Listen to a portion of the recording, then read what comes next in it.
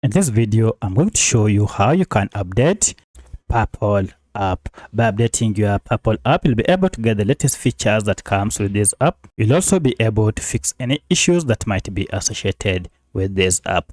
If you find this video helpful, please like and subscribe to this channel.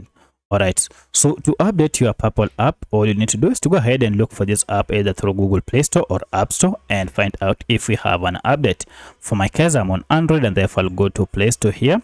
Then using this search bar on top here, just search the app by its name. If you can't see this search bar, go ahead and tap on the search icon here and then search the app by name. So I just go ahead and type Purple and make sure it is with double L.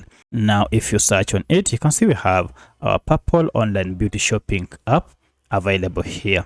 As you can see, I have an update, which means I've been using an outdated version of Purple app. To update, go ahead and tap on update, and this will download the latest version of Purple app and then install it on your smartphone. Once this has been installed, you can proceed and open to start using the latest version of Purple app. So that's how you can get the latest version of Purple app.